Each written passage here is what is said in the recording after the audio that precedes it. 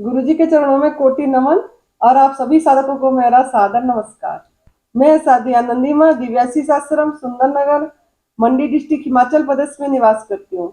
मेरा phone number है 8219172304। सुरेश बेटा का फोन नंबर है 9729018002।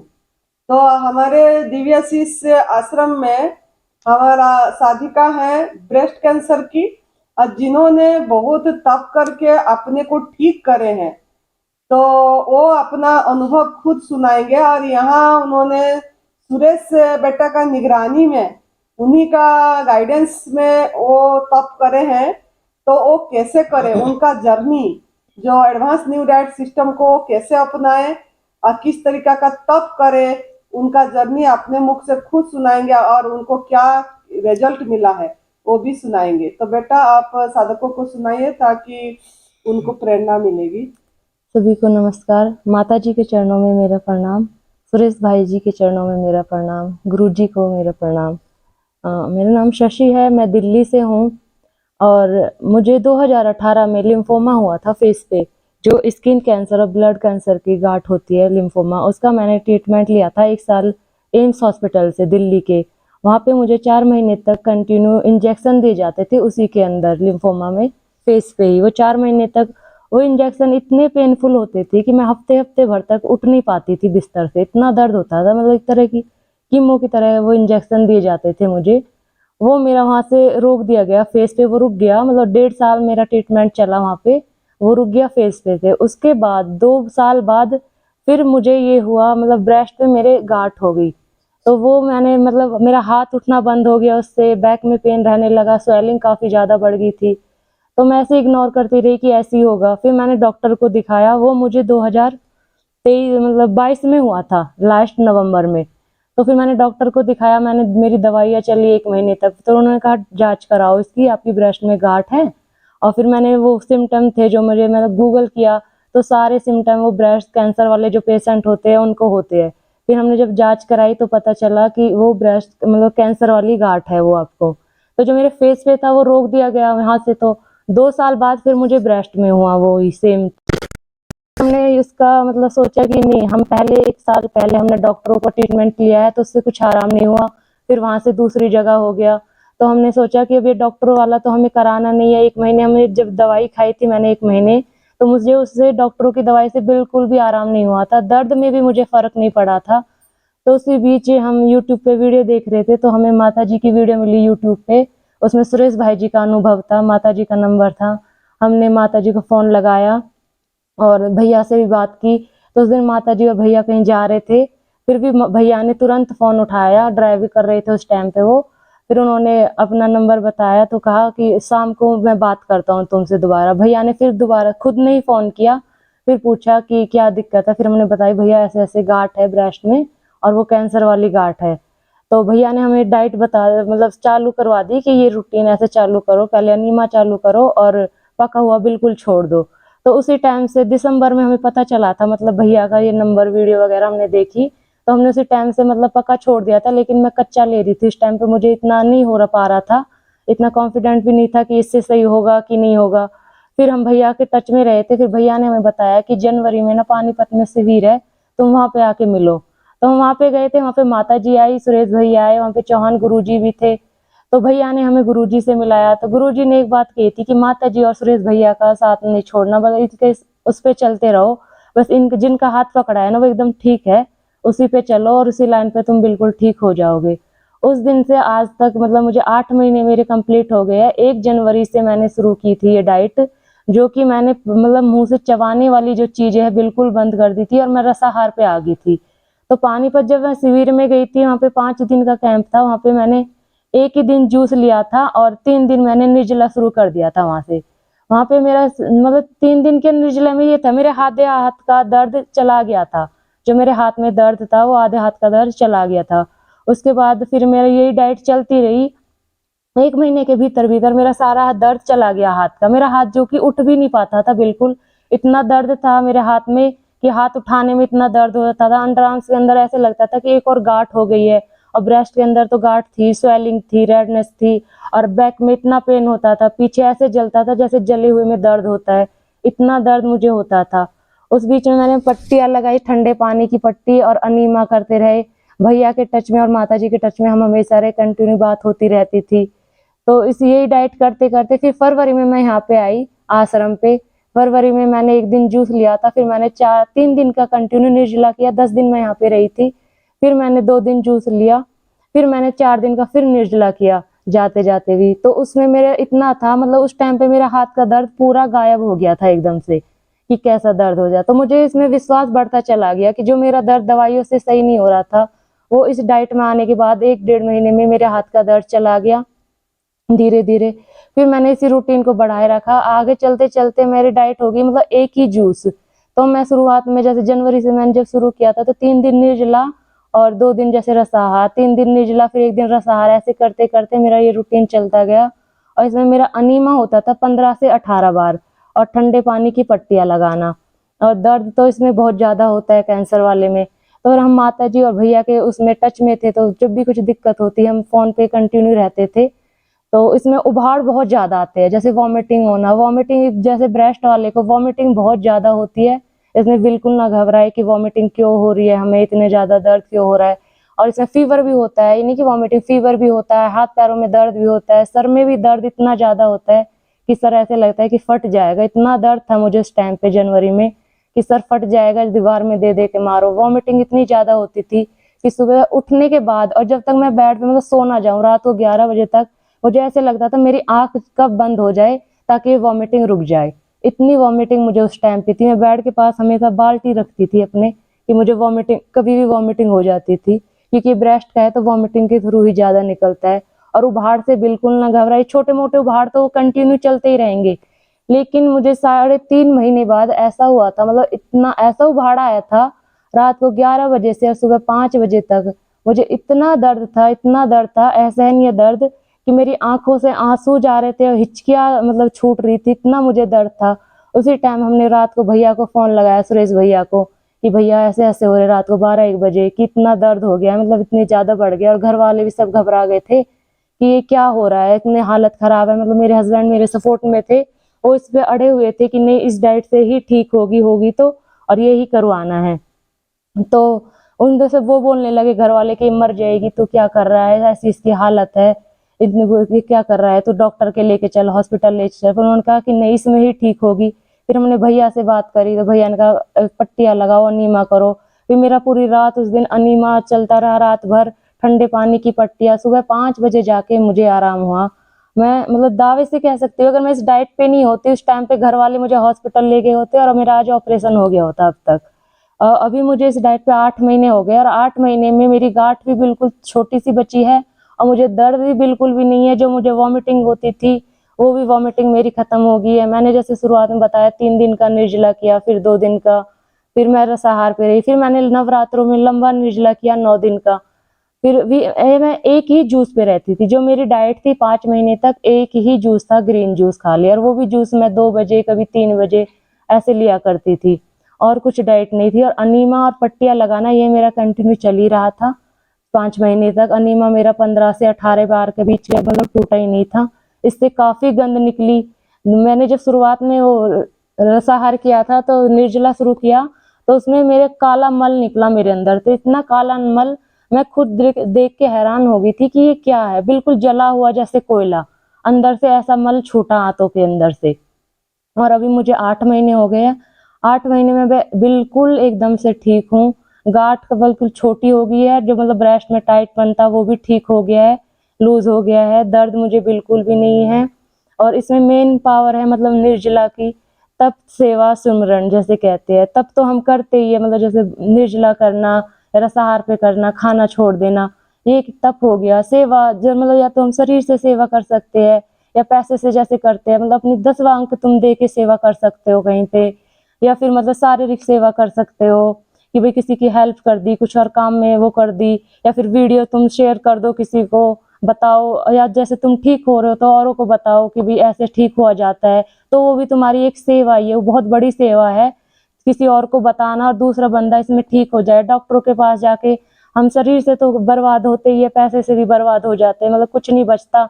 आखिरी में जाके फिर यही कहते हैं अब कुछ नहीं बता, डॉक्टर भी हाथ हिला देते हैं कि घर ले जाओ, अब कुछ नहीं है। क्योंकि जो कि मैं भुगत चुकी थी, जब मुझे लिम्फोमा हुआ था तो मेरी आँख में भी फ़र्क आने लग गया था उस टाइम पे। तो हमने डॉक्टरों से कहा कि मेरी आँख बहुत छोटी होने लगी है और दिखना भी कम हो गया था, जो आँख के नीचे जिसमें था, इधर की साइड था वो लिम्फोमा। तो डॉक्टरों ने कहा कि इससे कोई फ़र्क नहीं पड़ता इंजेक्शन से, आप आँख वालों को दिखाओ। हमने जब आँख वालों को दिखाया, सारे कागज़ दिखाए, तो उन्होंने कहा जो आपको इंजेक्शन दिए जा रहे हैं उसकी वजह से आपकी आँख पे फ़र्क आ रहा है, आपकी नसों में फ़र्क पड़ रहा है, आपकी आँख भी छोटी हो गई है और ये इंजेक्शन बंद करने पड़ेंगे। तो उन्होंने जब मुझे 4 महीने बाद इंजेक्शन दिए तो उनको भी लगा कि हाँ, आँख में फ़र्क हो गया है काफ़ी ज़्यादा। तो उन्होंने वो इंजेक्शन जब बंद कर दिए थे, तो लास्ट में डॉक्टरों ने कहा कि अब इसका ना कोई इलाज नहीं है, बस आप पेन किलर लेते रहो और इसका हम और कुछ नहीं कर सकते, इंजेक्शन ज़्यादा दे नहीं सकते कि आपकी आँख के ऊपर बात आ रही है, और फिर पेन किलर लेते रहो। उसके बाद मेरे यहाँ पे मतलब पेन तो मुझे था, जो डोलो होती है 600 mg 1000 mg की, वो डोलो मैं 1 दिन में 2 लेती थी दर्द के चक्कर में। जब मैं इस डाइट में आई, इस डाइट में आने के बाद 4 महीने में ना माता जी, हो तो 4 महीने में वो मेरे यहाँ पे निशान था और उसमें जलन भी होती थी। 4 महीने में मेरे वो लिम्फोमा का निशान भी चला गया, मेरी वो जलन भी खत्म हो गई, जो मुझे जलता रहता था हमेशा फेस पे भी, वहाँ पे भी मैं पट्टियाँ लगाती थी। इस डाइट पे आने के बाद 4 महीने में मेरा बिल्कुल वो ठीक हो गया। मैं कभी-कभी डगमग आ जाती थी कि पता नहीं होगा, नहीं होगा। मेरे हस्बैंड का था कि इसमें ही ठीक होगा, वो मुझे काफ़ी सपोर्ट करते हैं। मतलब मैं इसमें कहती हूँ, जब इस डाइट में एक बार पेशेंट ठान लेता है ना कि जो मरीज होता है अभी इसमें सही हो जाएंगे, तो उसे घर वालों को भी थोड़ा सपोर्ट करना चाहिए कि नहीं इसमें हो जाएगा। जब वो बंदा कर रहा है तो घर वाले भी हेल्प कर दे तो वो और अच्छे से कर पाता है कि हाँ इसमें ये ठीक हो जाएगा। ना कि मतलब उसे मोटिवेट करना चाहिए, ना कि डिमोटिवेट करे कि तुम ठीक नहीं होगे, कमजोरी आ गई है, वीकनेस आ जाती है, इसकी कोई वो नहीं करनी। मतलब जब हमारे शरीर से गंद निकलती है तो हमें चक्कर, कमजोरी महसूस होती है। जब गंद बिल्कुल साफ हो जाती है, वेट तो इसमें जाता है, जैसे कि मेरा वेट 71 था जब मैंने शुरू किया था, अभी मेरा वेट 50 है। वेट की चिंता नहीं करनी है, वेट तो अपने आप हो जाएगा इसमें। और जैसे कि मतलब वेट जैसे गिर रहा है, शुरुआत में जो हमने गंद है हमारे अंदर वो निकलेगी तो हमें चक्कर, वीकनेस लगेगा। जब वो गंद बिल्कुल निकल जाएगी तो एनर्जी लेवल बढ़ जाता है अपने आप ही। चाहे तुम 1 जूस की डाइट पे रहो या 2 जूस की डाइट पे, आपका एनर्जी लेवल अपने आप ही बढ़ जाता है इसमें।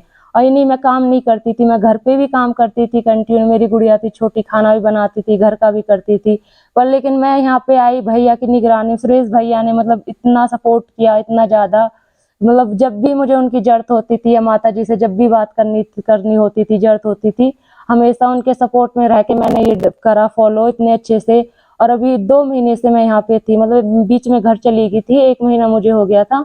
तो 1 महीने में मैंने कंटिन्यू मतलब 16 निर्जला किए और 14 दिन मैंने रसाहार किया यहाँ पे। और मतलब सुरेश भैया की निगरानी में इतने अच्छे से हुआ।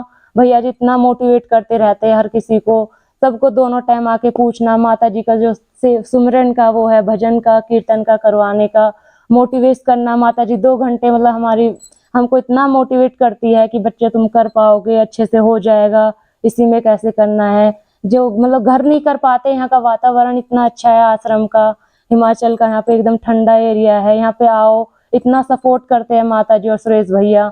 जैसे घर वाले नहीं करने दे रहे, काफी लोग कहते हैं कि घर वाले नहीं करने दे रहे, तो यहाँ पे आओ, आप यहाँ पे आके करो, आपको काफी मतलब हेल्प मिलेगी और सपोर्ट मिलेगा, आप अच्छे से कर भी पाओगे। और ये बीमारी कोई ऐसे मतलब मुझे ये बीमारी नहीं लगती बिल्कुल भी, कोई ज़्यादा क्रॉनिक डिजीज़ नहीं है ये।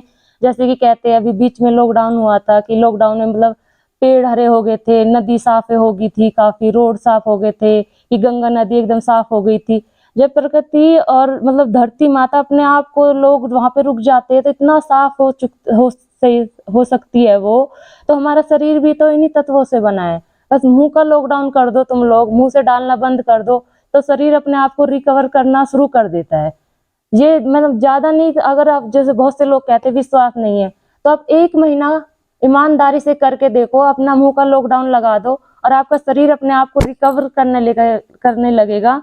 हमारे शरीर में इतनी ताकत होती है कि वो बीमारियों को खुद ही खा जाता है। कैसी भी बीमारी हो वो अपने आप ही उनको खा जाता है, अपने आप ही खत्म कर देता है सब बीमारियों को। और मैं यही कहना चाहूँगी, मतलब यहाँ पे आके करो, सुरेश भैया के गाइडेंस में यहाँ आके करो, हिमाचल में आश्रम पे आके करो। हिमाचल का वातावरण, यहाँ के रूम्स इतने अच्छे हैं, 5 स्टार से भी अच्छे हैं। माता जी का जो सपोर्ट है, इनका जो प्यार है, मोटिवेट जो करती है माता जी, जो रस मतलब जूस भैया यहाँ बना के देते हैं अपने हाथों से। मुझे नहीं लगता किसी सेंटर में मतलब इतना भी हेल्प करते होंगे। यहाँ पे दोनों टाइम पूछा जाता है, ये ऐसे ट्रीट नहीं किया जाता कि ये मरीज है या कहीं और से आए हैं, नहीं, सबको एक साथ रखा जाता है। वहीं पे माता जी उसी वही खाना जूस हम लेते हैं, वही माता जी और भैया लेते हैं। यहाँ कोई ये नहीं है कि ये VIP है या ये लोकल है, ऐसा कुछ भी भेदभाव नहीं किया जाता है। यहाँ पे इतने अच्छे से सबको एक ही नजर से देखा जाता है और बहुत मोटिवेशन मिलता है माता जी का, भैया जी का, बहुत सपोर्ट है सब लोगों को। आपका मोबाइल नंबर बेटा? हाँ, मेरा मोबाइल नंबर है 9810126327, 9810126327, और दूसरा मोबाइल नंबर है 9810079114। ये मेरा मोबाइल नंबर है और मैं दिल्ली से हूँ। नाम बता दिए थे? नाम शशि, हाँ नाम बता दिया था शुरू में। तो आप कैंसर साधकों को क्या सलाह देना चाहते हैं? हमारे पास बहुत ब्रेस्ट कैंसर की फोन आती है, महिला लोगों ने भी करते हैं फोन, और काफी मतलब नहीं कर पाने का कारण वो केमो वगैरह करते हैं। तो आप उनको क्या सलाह देंगे कैंसर साधकों को? उनको मैं यही कहना चाहूंगी माता जी, जिनको मतलब कीमो भी हो गई है ना, तो कीमो वाले भी इसमें रिकवर हो सकते हैं, बिल्कुल एकदम 100% सही हो सकते हैं। लेकिन ईमानदारी से करोगे तो, करना आप लोगों को, ये कोई दूसरा नहीं करेगा। घर वाले आपको सपोर्ट कर सकते हैं, वो आपकी हेल्प कर सकते हैं, लेकिन करना आप लोगों को ही है। और मैं तो यही कहूंगी डॉक्टरों के पास ना जाए, क्योंकि मैंने ऐसे केस अपनी आंखों से देखे हैं, इसीलिए हम नहीं गए इस वाले केस में कि मतलब ब्रेस्ट भी निकाल दी गई है, कीमो भी हो रही है, और कीमो होते होते साल भर के अंदर मेरी आंखों के सामने मेरे हस्बैंड के फ्रेंड थे, उनकी मतलब मम्मी थी, उनकी कीमो होते होते साल भर के अंदर वो एक्सपायर होगी। तो उसी से मेरे हस्बैंड को ये लगा कि ना तो कीमो करानी है इसमें ब्रेस्ट कैंसर में, और ना मुझे ऑपरेशन कराना है, चाहे जिए चाहे मरे इसी रास्ते पे चलना है। और बहुत से लोग कहते हैं कि मतलब जांच कराई आपने, नहीं कराई, ऐसे करके। हमें अपनी बॉडी की सुननी है, ना कि डॉक्टरों की सुननी है। क्यों हम अपने शरीर में रेडिएशन कराए, मतलब केमिकल डलवा के वो जांच करवाए, फिर उसे निकालने के लिए 1 साल दोबारा से ये चाहिए हमें। जब हम इस रास्ते पे चल दिए है ना, हमारी गाड़ी सीधी चल दी है, तो मुझे लगता है बैक घेर तो डालना ही नहीं है। अब सीधे चलते जाओ, इस रास्ते पे चल दिए तो पीछे मत मुड़ के देखो, आप इसमें कामयाब ही होगे, नीचे डूबोगे नहीं बिल्कुल भी। मेरा ये पक्का दावा है, मैं कह सकती हूँ आराम से कि तुम इसमें ठीक हो जाओगे। अगर ज्यादा लोगों को लगता है कि नहीं कर पा रहे, तो ज्यादा नहीं, मैं प्लीज यही कहूंगी, ज्यादा नहीं, आप 1 महीना ईमानदारी से करके देखो, आपको कितना रिजल्ट मिलता है, कितना फायदा होता है इसमें। तो आपको खुद ही आपका मतलब मनोबल बढ़ जाएगा कि हाँ इसमें कुछ तो होता है, तो आप खुद ही इस लाइन पे चल जाओगे। तो आप कितने महीने एक ही जूस पे रहे? एक ही जूस, और वो जूस क्या जूस लेते थे और कितने बजे लेते थे? 5 महीने मैं एक ही जूस पे रही थी, जिसमें कभी मैं खीरा, करेला, टमाटर का जूस लेती थी, या फिर पालक और आंवले का जूस लेती थी। खाली एक, इन दोनों जूसों में से एक ही जूस लेती थी। 5 महीने मैं एक ही जूस पे रही थी और एक ही गिलास लेती थी। कितने बजे लेते थे? वो कभी 2 बजे ले लिया, कभी 3 बजे, मतलब जितना लंबा खिंच जाए उसमें लंघन करने के लिए उतना, ऐसे कभी 2 बजे, कभी 5 बजे, कभी 3 बजे, ऐसे करके लेती थी। उसके बाद भी आपने मतलब हफ्ते में 3 दिन का निर्जला? हाँ, निर्जला मेरा कंटिन्यू, कभी 3 दिन का, कभी 2 दिन का, ये मेरा निर्जला चला ही था। 2 दिन और 3 दिन का निर्जला मेरा कभी नहीं टूटा था, ये मेरा कंटिन्यू चलता ही रहा था जब से मैंने शुरुआत की। और अब तक आज मुझे 8 महीने हो गए। अब मुझे मतलब मैं बिल्कुल ठीक हूँ, मुझे कोई बीमारी नहीं है। जो गांठ है छोटी मोटी वो भी चली जाएगी अपने पास। एक ही छोटी सी है, बाकी तो सब बस निकल ही गया। हाँ, बाकी सब निकल गया है। और डॉक्टरों का मैं यही कहूंगी, मतलब जिन लोगों को बहुत से कहते हैं डॉक्टरों के ना जाए, मैं 1 साल का एक्सपीरियंस अपना बताया है। जैसे मुझे लिम्फोमा हुआ था, मैंने 1 साल धक्के खाए थे, जो मेडिकल का ट्रीटमेंट मैंने लिया था। उसके बाद मुझे डॉक्टर से तो विश्वास उड़ ही गया था कि जब यहाँ से रुक के और ब्रेस्ट में हो गया, तो ब्रेस्ट निकाल के कहीं और भी होगा, वो जाएगा तो है नहीं। तो इससे अच्छा था, मैंने सोच लिया था अब तो इसी में चाहे आर है चाहे पार है, इसी पर उस पे चल दिए है, अब तो इसी पे ही चलना है। अब जिस पे मुझे मतलब फायदा होता जा रहा तो मैं पीछे तो अब हटूंगी नहीं, इसी में ही चलना है मुझे तो आगे। अभी जो अक्टूबर 15 2023 से 24 अक्टूबर 2023 तक नवरात्र में निर्जला फास्टिंग का शिविर होने जा रहा है। परम पूज्य सदैव बीबी चौहान गुरु जी का निगरानी में नरहरि भाई पांड्या जी रहेंगे, सुरेश बेटा रहेंगे, हम रहेंगे। और ये नवरात्र का जो शिविर है पहली बार होने जा रहा है। हमारा गुरुदेव की निर्जला फास्टिंग का शिविर, ऐसे तो शिविर होती रहती है उनका, लेकिन निर्जला फास्टिंग का शिविर पहली बार होने जा रही है, तो इस शिविर में आप होंगे कि नहीं होंगे? इस शिविर में भी मैं होंगी। जो यहाँ पे मतलब हमसे बहुत से लोग, और हमारी वीडियो डलती है आश्रम की, तो बहुत से लोग कमेंट करते हैं कि आप लोग झूठ ऐसा कुछ नहीं है, यहाँ कुछ झूठ नहीं बोला जाता है। जिन लोगों को हमसे मिलना है वो इस शिविर में आ सकते हैं आराम से। कोई दूर है तो हम पंजाब में भी शिविर है यहाँ का, तो हम वहाँ पे भी आएंगे। पंजाब में भी हमसे मिल सकते हैं, कॉन्टेक्ट नंबर है हमारा, फोन कर सकते हो। यहाँ नहीं मिल पा रहे तो हम दिल्ली में रहते हैं, आप हमसे वहाँ पे भी मिल सकते हो आराम से आके, कभी भी एनी टाइम कॉल करके पूछ सकते हो कि भी कैसे है, क्या बात है। आराम से, कोई झूठ नहीं है, कोई फ्रॉड नहीं चल रहा है यहाँ पे। बहुत से लोग सोचते हैं कि ऐसे कोई भी उठा के वीडियो डाल देता है, ऐसा कुछ भी नहीं है। जब भी चाहे जब भी मिल सकते हैं। हम शिविर में भी रहेंगे, बाद में भी रहेंगे, हमेशा यहाँ पे हम आपको मिलेंगे, जब भी आप फोन कर सकते हो। बहुत बढ़िया, बहुत सुंदर जवाब दिए आपने। तो अगर आप लोगों को किसको मिलना है तो यहाँ ही आप अक्टूबर 15 2023 से 24 अक्टूबर 2023 तक कैंसर वालों को आह्वान है, वो आके यहाँ निर्जला भी करे। और हमारा जो साधक लोगों ने यहाँ कैंसर से ठीक हो रहे हैं वो लोग भी इधर होंगे, जैसे कविता जी भी होंगे, शशि जी भी होंगे, और भी साधक जो हमारा कैंसर से ठीक हुए वो लोग भी आएंगे। तो आप उनसे आके मिल सकते हो, बात कर सकते हो, पूछ सकते हो कुछ भी, और आके यहाँ का लाभ उठा सकते हैं। तो आने से पहले लेकिन एक ही शर्त है, आप गवर्नमेंट फूड पे रहिए, आप पूरी तरह निर्जला का भी अभ्यास करिए और यहाँ का फायदा उठाइए। सामूहिक निर्जला का अलग फायदा है और विश्राम मिलेगी, क्योंकि निर्जला के समय में रेस्ट चाहिए।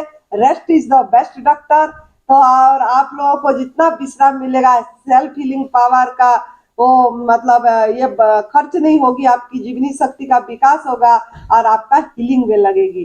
और हमारा जो पंजाब में शिविर है अक्टूबर 27 2023 से 31 अक्टूबर 2023 तक है, और वो भी परम पूज्य सदैव बीबी चौहान गुरु जी, नरहर भाई पांडेय जी सभी रहेंगे। तो आप लोग भी वहीं पे भी आ सकते हैं। दोनों शिविर निःशुल्क है और यहाँ जो सुरेश बेटा ने सेवा करते सब निःशुल्क करते हैं।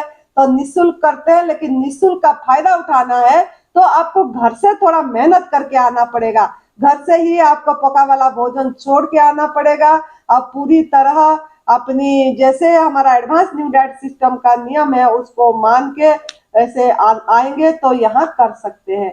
तो आप लोग अपनाइए एडवांस न्यू डाइट सिस्टम को, अब विश्वास के साथ करिए। अब प्रकृति माँ को अपने आप को सौंप दीजिए। प्रकृति माँ मतलब आपका बॉडी भी एक प्रकृति में ही गढ़ा हुआ है, तो इसी में ही आपका हीलिंग पावर है। तो आप उसी में सौंप दीजिए और पूरी तरह अपनाइए और हर समय खुश रहिए, प्रसन्न रहिए, हंसते रहिए, हंसाते रहिए सभी को, और बहुत मौज से रहिए और सुमिरन भजन करते रहिए।